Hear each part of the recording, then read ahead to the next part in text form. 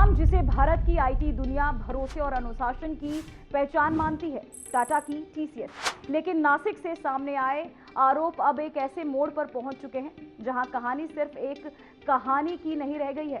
TCS में महिलाओं के साथ यौन शोषण का मामला अब एक गंभीर और बहुस्तरीय आपराधिक रैकेट में बदल गया है। नौकरी और रिश्तों के नाम पर भरोसा जीतकर शोषण, फिर मानव तस्करी और जबरन धर्मांतरण जैसे आरोपों ने पूरे सिस्टम को हिलाकर रख दिया है।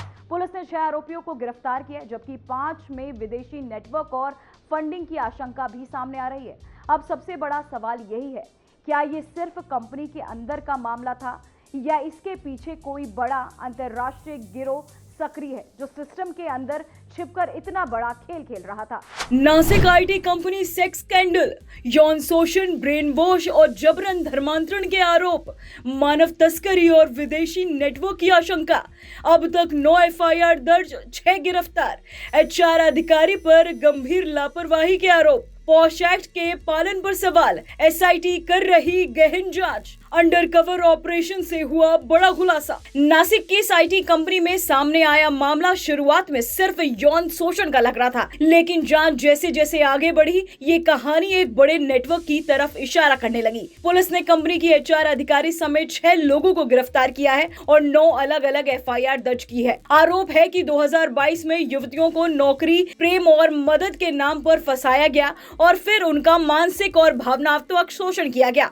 जांच में यह भी सामने आया कि आरोपियों ने पीड़ित युवतियों को विदेश भेजने की योजना बनाई थी। वीडियो कॉल पर मलेशिया भेजने की चर्चाएं हुई और एक पीड़िता के पासपोर्ट की प्रक्रिया तक शुरू कर दी गई थी। एसआईटी को मिले सुरागों में विदेशी फंडिंग, संदिग्ध बैंक लेन देन और एक बड़े रैकेट के संकेत मिले हैं, जिससे राष्ट्रीय सुरक्षा तक की आशंका जताई जा रही है। इस पूरे मामले में नासिक स्थित कंपनी की एचआर अधिकारी निदा खान का नाम केंद्र में है। आरोप है कि वह पॉश कमेटी का हिस्सा थी, लेकिन कई शिकायतों को या तो दबा दिया गया या आगे नहीं बढ़ाया गया। पुलिस का कहना है कि निदा खान और तौसीफ उत्तर को इस पूरे नेटवर्क का मास्टरमाइंड माना जा रहा है और फिलहाल वह फरार है। कौन है निदा खान? निदा खान इस केस की सबसे अहम कड़ी बनकर सामने आई।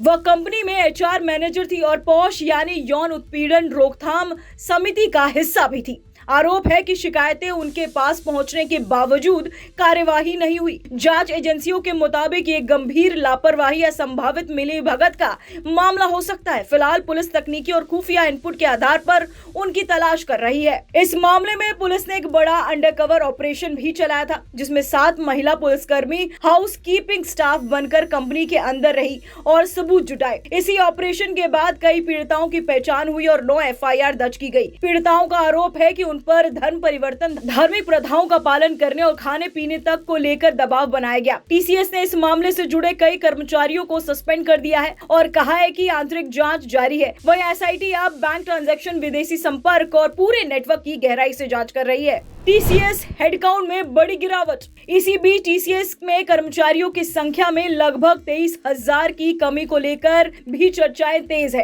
कंपनी ने यह कहा है कि ये छटनी नहीं बल्कि अट्रिशन और भर्ती रणनीति में बदलाव का असर है। एचआर विभाग के अनुसार पिछले साल 44,000 फ्रेशर्स को जोड़ा गया और आगे भी कैंपस हायरिंग जारी रहेगी। कंपनी का कहना है कि वह अब just in time hiring model पर काम कर रही है, जहां प्रोजेक्ट के हिसाब से भर्ती होती है। वहीं एआई के बढ़ते प्रभाव के बीच कंपनी ने कहा कि भविष्य में उसकी सेवाओं की मांग और बढ़ेगी।